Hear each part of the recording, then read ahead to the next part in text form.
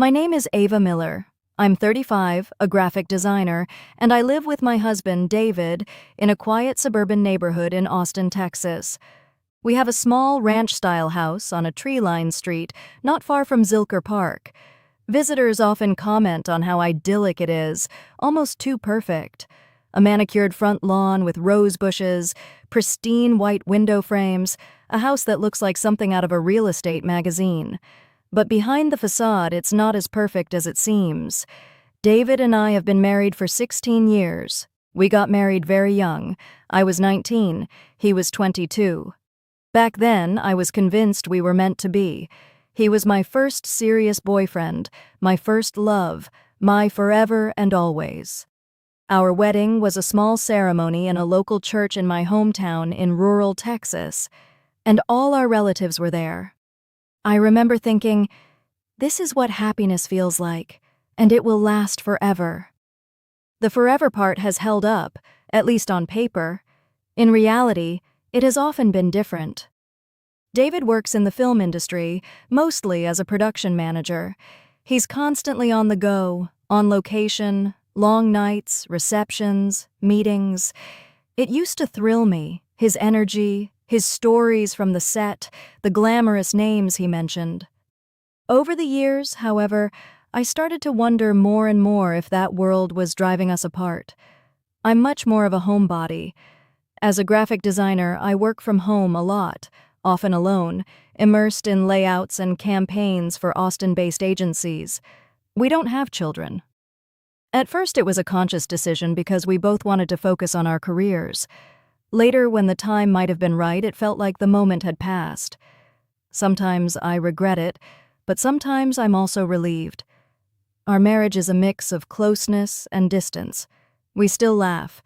We share many habits. But something is missing. A sense of ease, an unshakable trust, the kind I once imagined we'd have. That Saturday morning, I woke up earlier than David. The sun cast bright stripes on the bedroom wall, and I lay still, listening to his quiet breathing. I wondered if he ever lay awake thinking about us. I eventually got up, put on my robe, and went to the kitchen. The smell of coffee, the hum of the machine. Small rituals that grounded me. While I waited, I scrolled through my phone. A text from my best friend, Jane. "Hey, how's your movie star doing?" Phone in hand again. "Come to the farmer's market with me today. You need a distraction." She always called him a movie star, even though he wasn't one, only in the sense that he worked among them. Jane had often hinted that she didn't trust him. Too many pretty colleagues, too many nights away, she'd say. I'd always brushed it off. But on that morning, with a fresh cup of coffee in my hand, I felt those doubts gnawing at me again. Morning. I finally heard David from the hallway. He came into the kitchen groggy and in only his shorts, and grabbed his phone first thing. "Morning," I replied, trying to sound normal. "Everything okay?" he asked, staring at his screen. "Yeah, everything's fine." I sipped my coffee, watching him over the rim of the cup. "Just have to check some emails real quick," he mumbled. "New York was exhausting. Everything always piles up." "Of course," I said.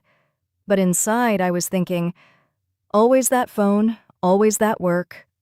He noticed my tone and looked up. "What?" "Nothing."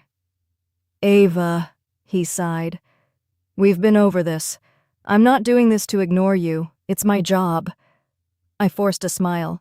"I know. I'm just going to clean the bathroom real quick." "Cleaning again?" He laughed briefly, shaking his head. "You're crazy. Saturday morning and you want to scrub tile." "Someone has to do it. Let's just have breakfast together instead. In a minute." I started cleaning the bathroom mechanically as always. And then I saw it. A blonde hair in our shower. Thin, light, not mine and not his. In that moment, everything I had only vaguely felt before. Mistrust, uncertainty, distance suddenly became real. A piece of evidence, small and inconspicuous, but sharp as a knife. I stared at the hair in my hand as if I had found evidence of a crime. thin, almost translucent in the light, but definitely blonde. My breathing quickened. I have black hair. David has black hair. We live alone. I felt hot under my rubber gloves. I held the hair up, looked at it one more time, then quickly threw it in the trash can, as if I could erase it from my mind too, but the image was seared into my brain. "Ava," David's voice from the kitchen. "Everything okay?" "Yes," I called back, too quickly, too high-pitched. A few seconds later he was in the doorway, coffee cup in hand, hair messy, still sleepy. "You seem off." I forced myself to appear calm. "I'm fine. Just doing a quick clean." He took a step closer. "You're pale. Don't you want to sit down instead?" I forced a smile. "No, it's okay. I'll be done in a minute." David studied me, then raised an eyebrow. "Okay, but please don't stress yourself out with cleaning so much. You really overdo it sometimes." "It just has to be done," I replied, wiping the shower wall right where the blonde hair had been stuck moments ago. He placed his cup on the edge of the sink, putting a hand on my shoulder. "Babe, it's the weekend. Come on, let's have breakfast." I looked at him. There was something warm and familiar in his dark eyes, but at the same time there was that distance that had been making me so uneasy in recent months. "In a minute," I mumbled. "I'll be done in a second." At the breakfast table, the mood was strange. David cracked eggs, scrambling them in the pan as if everything was normal. I sat with my coffee cup, watching his every move, the ease with which he moved, as if there was nothing to hide. So he began as he put the pan on the table. "I thought we could go for a walk in Zilker Park today. Just the two of us. Unwind for a bit." "Sounds great," I said automatically, but my thoughts immediately drifted. Just the two of us, or had someone else recently been here? I reached for the salt shaker but put it back down because my hands were trembling slightly. David noticed it. "Are you okay?" "Yeah, of course." He put his fork down. "You seem tense. Is something wrong?" I took a deep breath. Now or never, I thought. But how do you say something like that? "Hey, I just found a blonde hair in our shower. Can you explain that?" Instead, I asked, "Hey, did you take a shower yesterday evening after I had already gone to bed?" He blinked, looking confused. "Yeah, why?" "No reason." I tried to sound casual. It just occurred to me that the bathroom was so humid this morning. "Huh?" He picked up his fork again, chewing. "Yeah, it was late. I was sweaty from the drive back from New York." I nodded, staring at my scrambled eggs, but barely ate anything. After a while, I asked, "And how was New York?" "Stressful as always," he replied, shrugging his shoulders. "Long days, chaotic crew, but at least the premiere was well attended. The press was there too." "Did you see any colleagues you already knew?" I asked, trying to sound overly casual. He laughed quietly. "Colleagues? Why are you asking like that?" "Just curious." "Yeah, sure. You always run into people. The business is small." "Why?" I took a sip of coffee. My heart was pounding. "Nothing." He put his fork down, looking at me searchingly. "Ava, if something is on your mind, just say it. We've been married for 16 years. I can tell when something is bothering you." I forced a smile. "I'm fine, really." He studied me for another moment, then slowly nodded. "All right, but you know you can talk to me about anything." "Can I?" I thought. After breakfast, he cleared the plates. I stayed at the table, staring into space. The blonde hair wouldn't leave me alone. The longer I thought about it, the less I could dismiss it as a coincidence. Images formed in my head. Another woman in our shower, laughing as David hands her my shampoo. Blonde, confident, a stranger. My throat tightened. As David put the plates in the dishwasher, he said, "You look like your mind is a million miles away." I forced a calm tone. "Just have a lot on my mind. Work, Jane. All kinds of things." He nodded, accepting it, but I knew from that moment on I would start looking more closely. The days after finding the blonde hair felt strange. It was as if the world had shifted just a tiny bit, and suddenly everything was off kilter. On the surface, our daily routine was the same.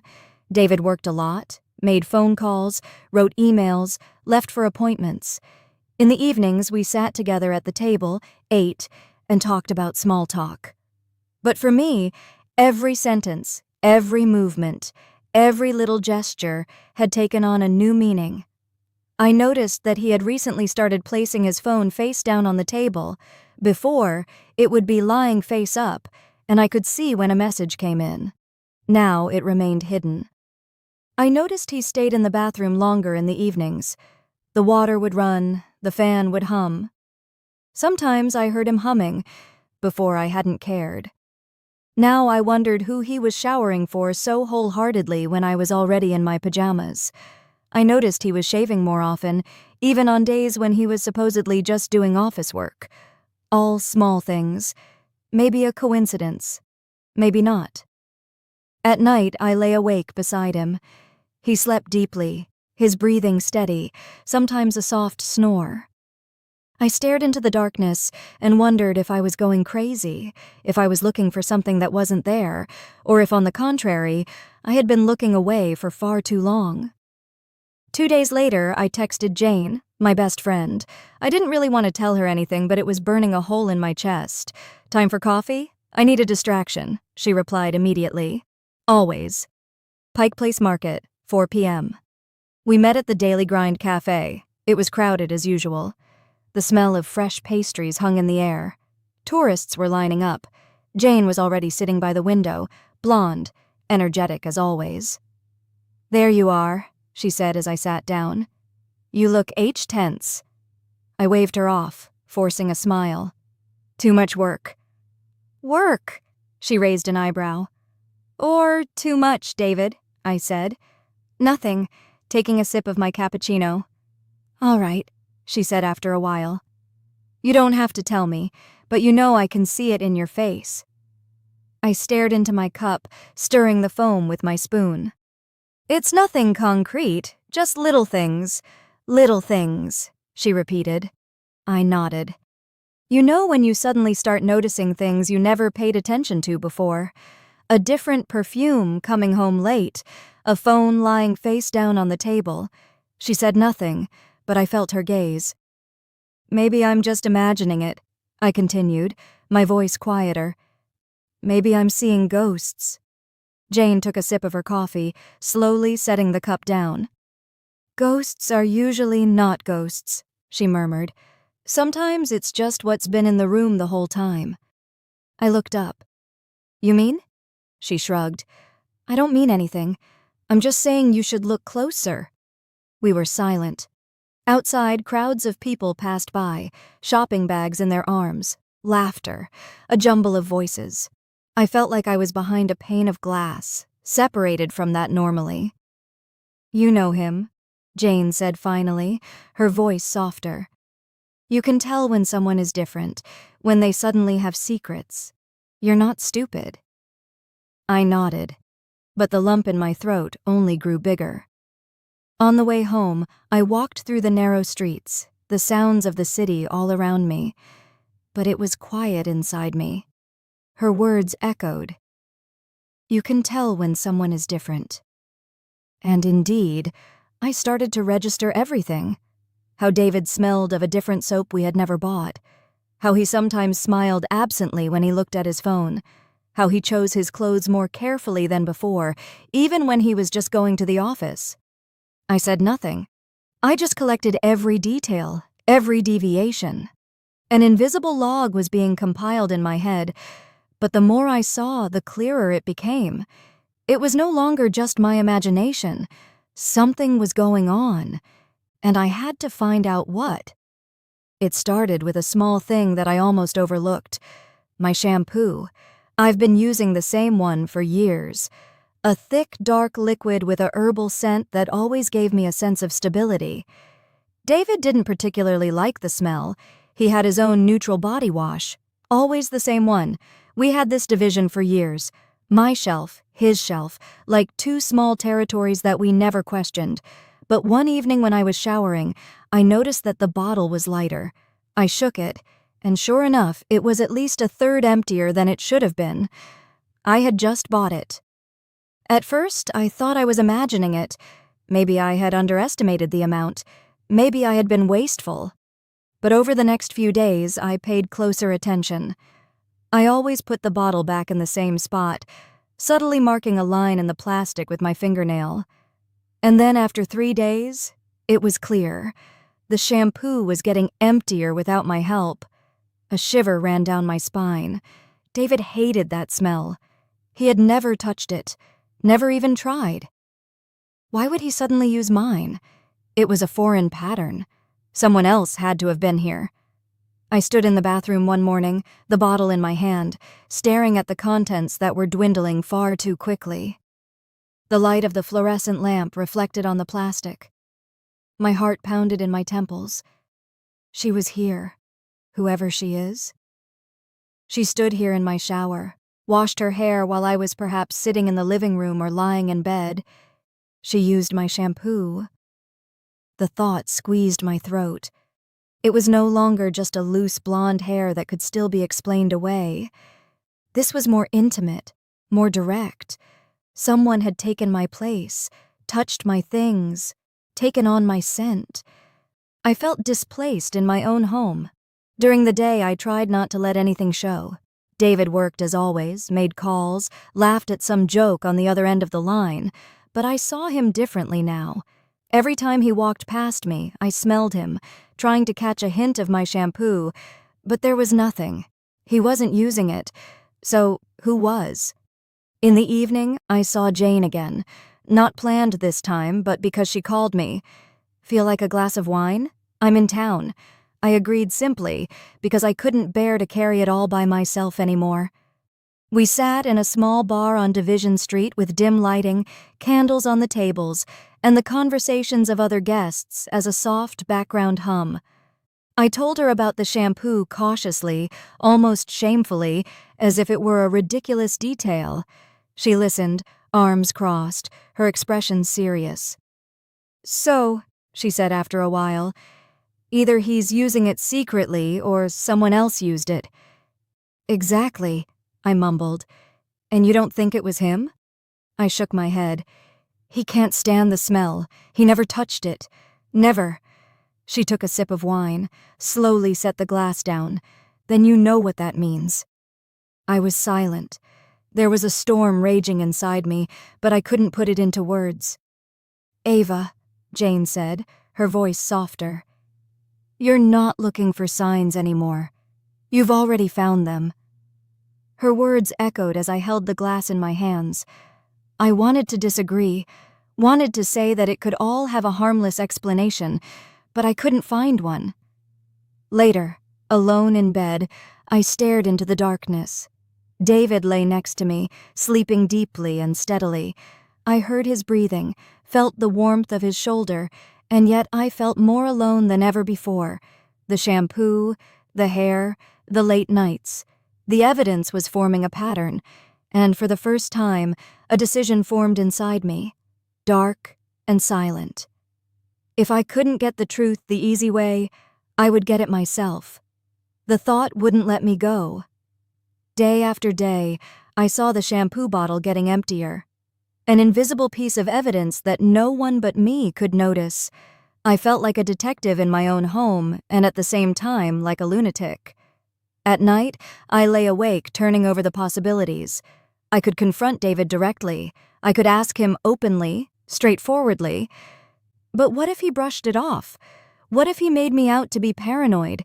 Then I would be left alone with my uncertainty, with no proof. I needed clarity, and I needed it in a way that he couldn't deny. The idea came to me suddenly, almost like a joke. What if someone else is using my shampoo? And I tamper with it so that it can't go unnoticed. I laughed quietly to myself, then shaking my head at myself. But the thought remained. It gnawed at me, and finally it was no longer a joke, but a plan. The next morning, I went to the drugstore on Congress Avenue. It was a normal gray weekday. The shelves were full. women with baskets, men standing perplexed in front of razors. I pushed my shopping cart as usual, grabbing cleaning supplies, toothpaste, a new pack of cotton pads, and then I stopped in front of the shelf with hair removal creams. I hesitated, feeling myself get hot. What was I doing? I looked around, almost as if my guilt was written all over my face. No one was paying attention to me. A woman was looking for shampoo for dry hair. A man was putting 2 bottles of body wash in his basket. I reached for a tube of hair removal cream, shoving it between laundry detergent and paper towels. My heart was racing as if I had stolen something forbidden. At home, I waited until David disappeared into his office. Then I went into the bathroom, closed the door behind me, and placed the shampoo bottle on the sink. I took the tube of hair removal cream out of the bag, carefully opened the cap. The smell was sharp, chemical, completely different from the familiar herbal scent of my shampoo. With trembling hands, I poured the liquid into the shampoo bottle carefully, slowly, so nothing spilled. I mixed it, shook it until the consistency looked somewhat the same. Then I put the bottle back in its place. I washed my hands, wiped the sink as if every trace would be a giveaway. My heart was pounding so loudly I was sure David could hear it outside. When I was done, I leaned against the cold tiles and took a deep breath. Later at dinner, I looked at him as he casually talked about the new shoot. I nodded, asked questions, laughed at the right moments. No one would have guessed that I had just done something that transformed me into a different woman. No longer the understanding wife, but a woman on a quest for the truth. But inside, there was a storm. What if I had gone too far? What if it's true and she comes back? What if I suddenly get a certainty that I can't get rid of? That night, I lay awake while David slept beside me. I stared at the ceiling and waited for what was about to happen. It was as if I had set a trap, and now I was standing next to it, motionless, waiting for someone to step into it. The shampoo bottle stood in its place, outwardly unremarkable as always. But I knew what was lurking inside, and that knowledge followed me with every trip to the bathroom, with every glance at the shower, with every sound that came from the hallway. The first 2 days, nothing happened, or rather nothing that I noticed. I checked the bottle almost compulsively, lifting it, turning it, carefully shaking it. The contents seemed unchanged. Maybe no one had used it. Maybe it was over. But my heart beat faster every time David went to shower. I would stand in the kitchen then, listening to the water, imagining him unscrewing the cap, massaging the foam into his hair. And at the same time, I knew he hated the smell. It wasn't his shampoo, so I waited. Not for him, for her. During those days, my daily life was like a shadow play. I worked on my graphic projects, clicked through emails, edited layouts, but everything happened mechanically without concentration. In truth, my mind was only in the bathroom. In the evenings, I sat with David on the sofa. We watched a TV show. He laughed at the right moments, made me popcorn, put his arm around me, and I thought, maybe it really is just my imagination. Maybe she doesn't exist. Maybe I'm the one who's losing herself here. But then he would go to his office and I would take the opportunity to check the bathroom. The same scene over and over. Me alone, the bottle in my hand, checking if it had gotten lighter. And then on the 4th day, it happened. It was afternoon. David was supposedly at the office. I went into the bathroom almost casually and stopped. The bottle was clearly lighter. I lifted it up, feeling the difference. My fingernail mark, which I had set as a reference point, confirmed it. At least 2 finger widths were missing. My stomach clenched. Someone had used it. Someone had been here. I sat on the edge of the bathtub, staring at the bottle in my hand. The air was stuffy. I felt dizzy. This was no longer a vague feeling, no longer a hair that could be dismissed as a coincidence. This was concrete. She had been here in my bathroom, under my water, with my shampoo, and now with hair removal cream on her head. I felt sick with excitement. That night, I could barely sleep. I lay awake listening to every sound. David breathed calmly next to me, turning once in his sleep. I stared into the darkness and imagined scenes. A foreign woman leaving the shower with a desperate scream, handfuls of hair in her hands. I was startled by myself. What was I doing here? What if I had gone too far? And yet, a part of me felt stronger, more determined, as if I had regained control. I knew it was only a matter of time before the truth came to light. It started with a coincidence, or maybe it wasn't. Maybe it was fate that decided to lift the veil. It was a Thursday evening. I had the TV on in the background while I worked on my laptop. David was once again not at home, supposedly, for a long production meeting. I had long since gotten used to the fact that he was away more often than he was here. The news was on, and I was barely listening until a name suddenly came up that made me prick up my ears. Miriam Davies, actress, blonde, flawless, one of those faces everyone knew in America. I looked up and froze. She was on the screen, accompanied by camera flashes in front of a premiere movie theater in Los Angeles. But she didn't look like she normally did. Her head was bald, smoothly shaven, no hair, no hint of it, nothing. Just a gleaming pale scalp under the glare of the spotlights. The reporters were going crazy, talking about a mysterious incident, a scandal behind the scenes. Miriam Davies seemed flustered, wore a scarf that kept slipping and dodged every question. My breath caught. My fingers froze on the keyboard. A thought flashed through my mind so clear that it scared me. The shampoo. I couldn't look away. There she was, this woman, suddenly without hair, and in that moment, I knew, without a doubt, without any escape, she was the one. She had been in my bathroom. She had used my shampoo. The next few days were a blur of news, tabloids, and headlines. Miriam Davies with a bald head. Coincidence or scandal? What's behind the actress's sudden hair loss? Photos everywhere. Miriam with a wig. Miriam with a headscarf. Miriam warding off the cameras. I flipped through the newspapers, stared at the pictures, and felt a mix of triumph, disgust, and fear. The truth was right in front of me. All of America could see it. Only David said nothing. He came home late, seemed flustered, avoiding my gaze. His answers were shorter than usual. He talked quickly about work, as if to fill a void with words. I watched him silently. There was an expression on his face that I knew the struggle between guilt and concealment. And then one evening we were at dinner, when he suddenly stopped. His cutlery lay still on the plate, and he looked at me long and searchingly. "Ava," he began. Then he broke off. I met his gaze. "What?" I asked calmly, almost coldly. "Nothing," he mumbled and lowered his head. But I knew. He suspected that I knew. The next morning, there was a newspaper in the mailbox with a photo of Miriam Davies on the front page. The article speculated whether her sudden hair loss had health-related reasons or if there was a malicious prank behind it.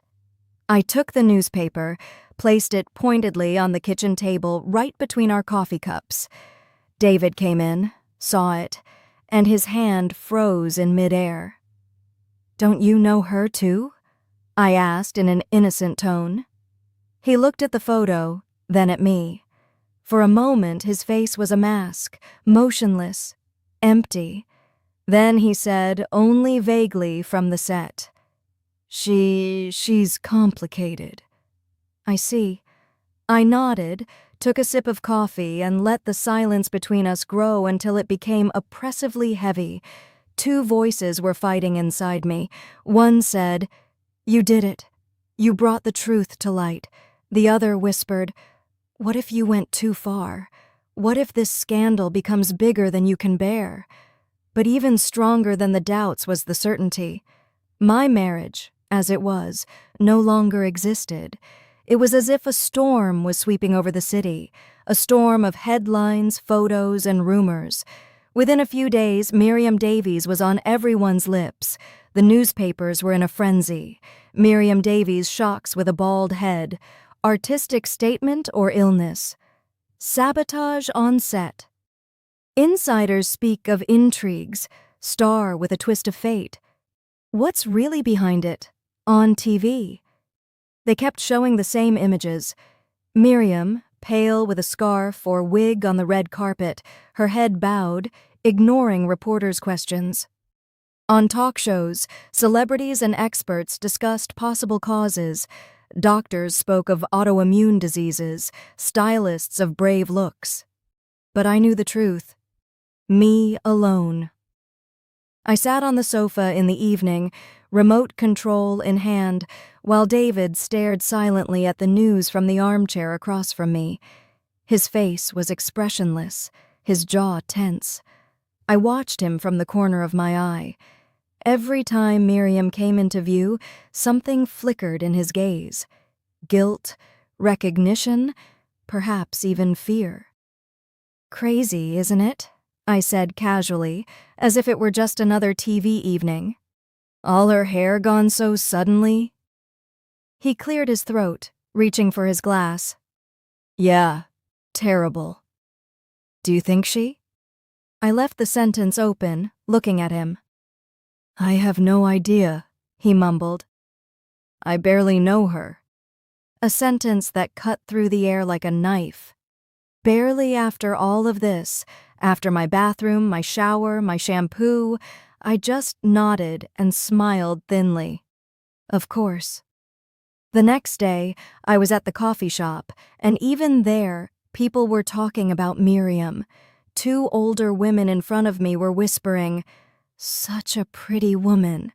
And then, "That must be cancer. Poor thing." Or a PR stunt. They do everything these days. I bit my lip, staying silent.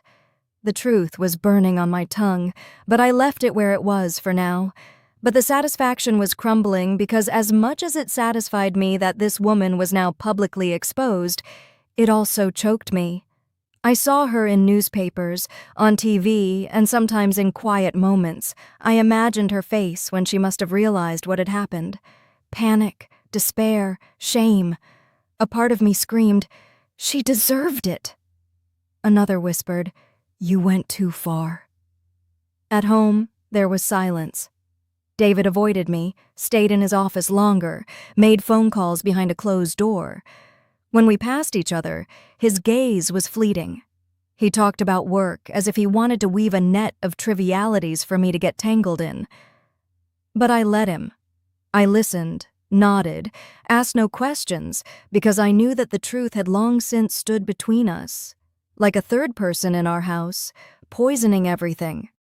On Sunday morning, when I got the newspaper from the mailbox, Miriam was on the front page again. This time, it was the New York Times, not some tabloid. Hollywood star loses hair. Film industry speculates about a set scandal. I stood in the kitchen, placed the newspaper right in the middle of the table, and waited. David came in, poured himself coffee, and his gaze immediately fell on the front page. A barely noticeable twitch crossed his face, and he grabbed the cup as if it had suddenly become essential for survival. I watched him silently, my hands wrapped around my coffee cup. Say something, I thought. Admit it or lie, but do something. But he did nothing. He remained silent, and in that silence, a resolve grew inside me. If he wouldn't talk, then I would, and not just privately. I would make the truth public. Just as he had ignored me for years, I would now make sure all of America saw what was really behind his work. It was as if I had been holding my breath for days. Since the hair, since the shampoo, since the headlines about Miriam Davies, I had been silent. I had watched David pretend that everything was normal, as if 16 years of marriage could just be covered up with silence. But inside, something had risen up in me, bigger than fear, stronger than shame, the will to hear the truth. That Tuesday evening, I couldn't take it anymore. David was sitting in the living room in his favorite armchair, a glass of red wine beside him. The lamp cast a warm light that made him look almost peaceful. A script was lying open on the coffee table, but I knew he wasn't reading it. His fingers were flipping pages, but his eyes were empty. I stood in the doorway, heard my heart pounding, and said, "We need to talk." He looked up, surprised, almost annoyed. "Ava, please, not now. I'm tired." "No." My voice trembled, but I stood firm. "Right now." Slowly, he put the script aside. "What's wrong?" I stepped inside, sat down across from him, and felt my hands become clammy. I clenched them into fists so he wouldn't see the trembling. "For weeks," I began. "Something has been wrong between us. You're different, distant, secretive." I took a deep breath, and then I find blonde hair in our shower. Hair that isn't ours. He blinked. His face froze. Not a word, just a brief twitching muscle in his jaw. "Ava." He spoke softly as if to soothe me. "It's not what you think." I laughed dryly. "Not what I think, David. I'm not blind.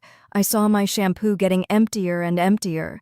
I know someone else was here in my bathroom, in my shower." I grabbed the newspaper from the table, which I had placed there on purpose, and pushed it toward him.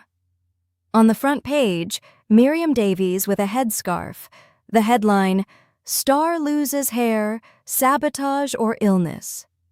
He stared at the picture, then at me. "Say it," I demanded, my voice now cuttingly clear. "Say it to my face. Be honest just once." He lowered his head, running both hands over his face.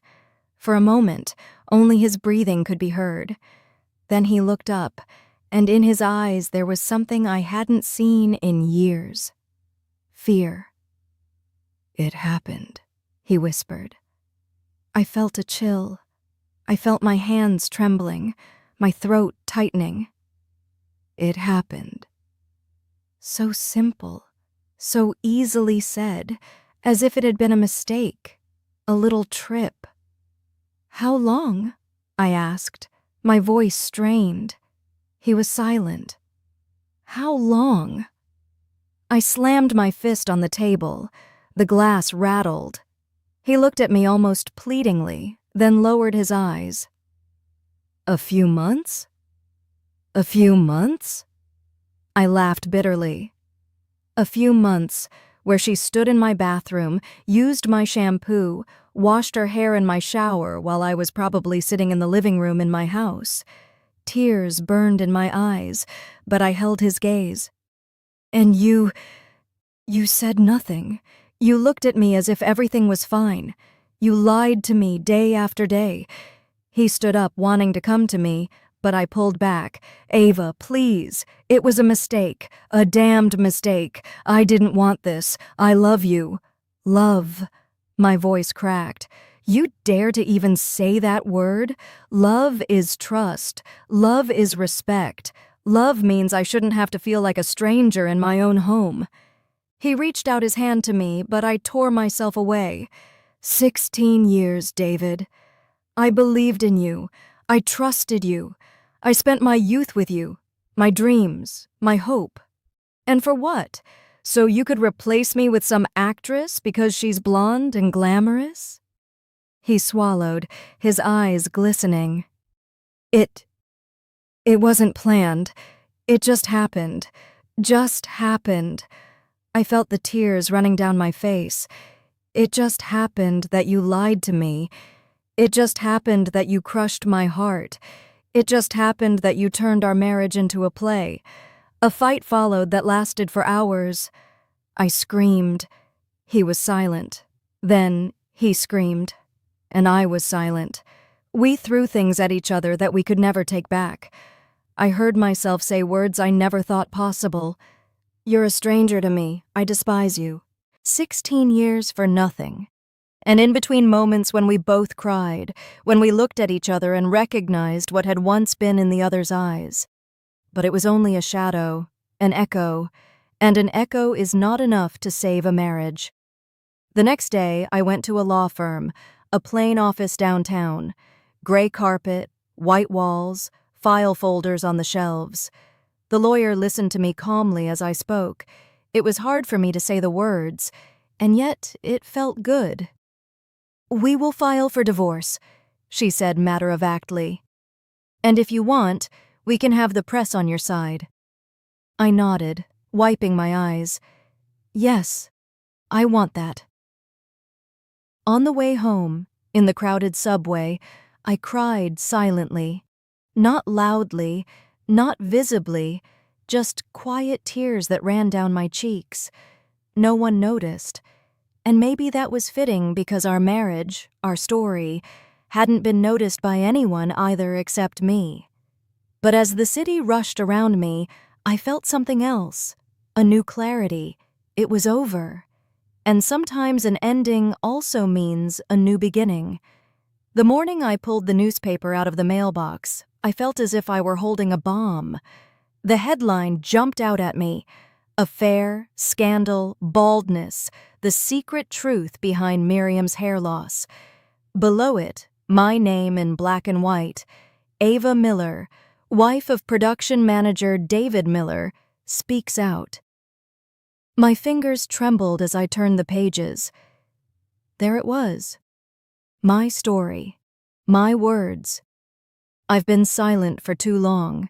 You can't end 16 years of marriage with a lie. I want the truth to come out. I stared at the lines that had come from my mouth and felt a pang in my chest. On one hand, a triumph. The truth was no longer just my dark secret. On the other, shame, because the whole city could now read about it.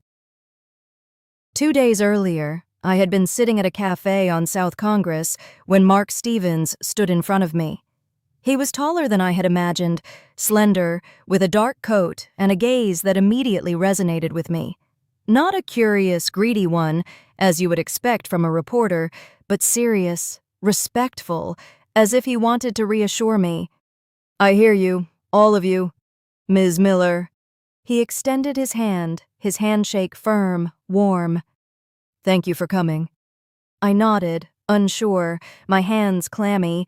My heart was racing. I had never confided such intimate things to a stranger before. We sat down at a small table in the corner. The cafe was full, a jumble of voices, the scent of pastries. I felt like I was in a bubble, separated from all of it. You know, I've been writing about celebrities, scandals, and affairs for 15 years, Mark began, his notepad in front of him. But I don't want to exploit your story. I want it to be told in your words. Something in me relaxed at his words. I nodded, took a deep breath, and started talking. I told him about that Saturday morning, about the blonde hair in the shower, about how I had wanted to suppress it at first, but how it had gnawed at me. I spoke of the nights I lay awake while David breathed calmly beside me, not knowing if I was paranoid or finally waking up. I told him about the shampoo that got emptier and emptier, about my secret mark on the bottle, about the decision to put the hair removal cream in it. As I spoke, Mark looked at me calm, focused, with a seriousness that sometimes made me stop short. He took notes, but never frantically. He didn't interrupt. He just quietly asked for more detail if he needed to understand something more precisely. And then I said finally, my voice breaking. I was sitting in front of the TV and there she was, Miriam Davies, without hair. All of America was talking about it, and I knew she had stood in my shower. Tears ran down my face. I hadn't planned on crying, but it broke out of me. Mark silently handed me a napkin. Not a face of pity, no feigned regret, just quiet presence. "Thank you for trusting me with this," he said after a long pause. "But you need to know, if we publish this, there's no going back. It's going to cause a stir. You'll face attacks, doubts, mockery, but also respect. Are you ready?" I wiped away my tears. "Yes," I whispered.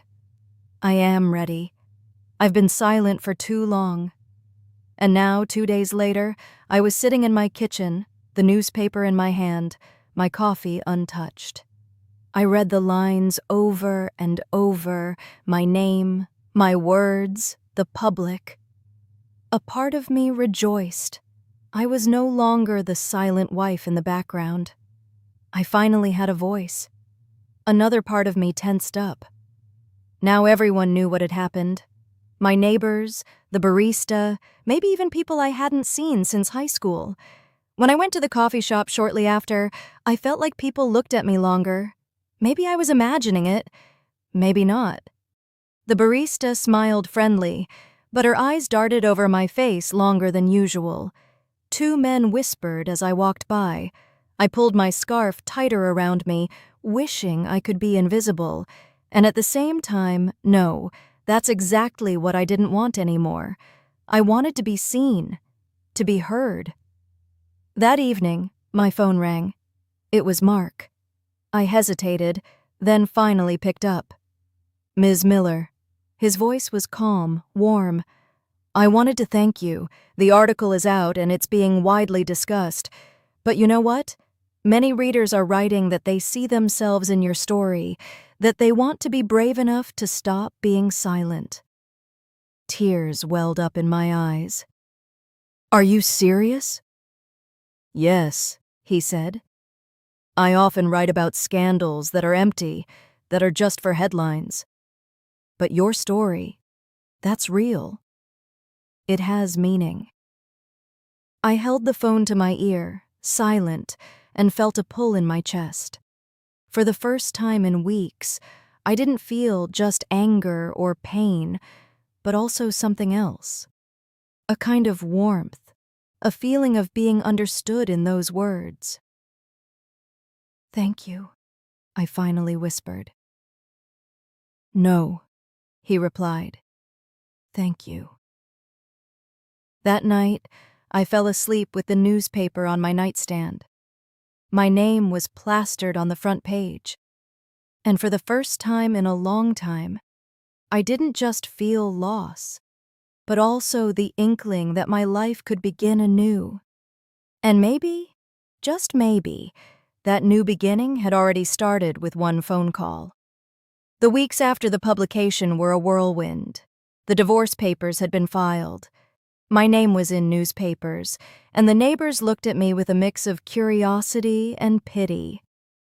I moved through 2 worlds, the old broken marriage and the new one, which didn't yet have solid ground. In the midst of it all, Mark reached out, not as a reporter, but as a person. "Ms. Miller," he wrote in a message, "I know you have a lot on your plate right now, but if you ever want to get coffee without a notepad or notes, let me know." I stared at those lines for a long time. A part of me wanted to text yes immediately. The other whispered, "You are wounded, vulnerable. Don't let anyone get so close." But eventually, I replied, "I'd love that." We met again at a small cafe in the West End. It was a gray afternoon. A drizzle hung in the air.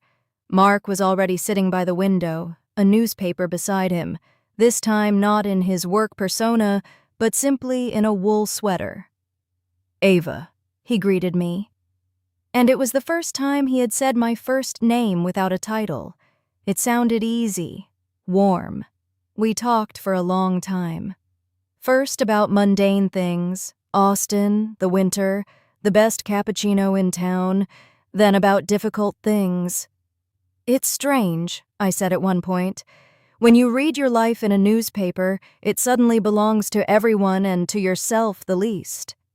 He nodded, And at the same time, it frees you because you no longer have to hide anything. I fell silent, watching the raindrops run down the window. Sometimes I'm afraid I'll never be able to trust again. Maybe, he replied. It's not about trusting again immediately, but about finding someone who is patient, who waits until you are ready. His words hit me deeper than I had expected. We met again. A walk through Zilker Park where we laughed when a dog suddenly jumped into the river. An evening at the movies where we sat silently next to each other, our hands almost touching, but not quite. It was nothing official, nothing tangible, but it was a feeling, a whisper that there could be something more if I found the courage. One evening, alone at home, I stood in front of the bathroom mirror. I saw my own face, my dark hair, my eyes that had cried so much, and I said quietly to myself, I am no longer the woman who just waited. I am no longer the one who stays silent. I am more. And I believed it for the first time. The divorce wasn't final yet. My heart was still full of scars, but I felt this wasn't the end. It was the beginning of a new life. Sometimes you need a break to find yourself again. Sometimes something has to break to make room for something new. And sometimes it's not the years you thought you lost, but the strength you gain from them. I didn't know where my path with Mark would lead. Maybe just to a friendship, maybe to something bigger. But I knew I had learned that you can't stay silent when the truth is screaming inside you, because silence destroys, but truth sets you free. Several months had now passed since my world had fallen apart. The winter was behind me, and with the spring, something returned that I hadn't felt in a long time. Hope. The days became brighter. The pecan trees in Austin were in bloom, and I noticed that new life was awakening in me too. The divorce was now final, a matter-of-fact letter from the court, a pile of paper that sealed and ended 16 years of marriage. I had cried, yes, but it was no longer a breakdown. It was more a quiet letting go. David had disappeared from my life like a shadow. Sometimes I still saw his name in articles, film projects, premieres, the same world that had once connected us. But he no longer belonged to me. I didn't know if he was still seeing Miriam, and for the first time, I truly didn't care. I rarely heard anything about Miriam anymore. She had retreated, they said. When I saw her picture in magazines, I felt nothing anymore. No triumph, no anger, just a neutral shrug. And me, I had learned that you are stronger than you think, that even after deep breaks, you keep going, sometimes more slowly, sometimes more cautiously, but always forward. In those months, I had seen Mark more often, first by chance, then on purpose. Walks in Zilker Park, coffee in small Austin cafes, a movie night where we barely paid attention to the screen. We were building something that was delicate, unnamed, not rushed. Sometimes I wondered where it could lead, but the beautiful thing was, I didn't have to know. For the first time in years, I was living in the now, not in a construct of future plans and expectations. One evening, when the air was warm and the birds were singing, I sat on my balcony, a blanket around my shoulders, a glass of wine in my hand. I looked out over the rooftops of Austin, where the sun was setting, painting the sky in pink and gold, and I thought of everything that lay behind me, of the young woman who had said yes with so much hope at 19, of the nights I had doubted myself, of the moment I decided not to be silent anymore. I smiled and I said softly to myself, it wasn't for nothing, not a single day.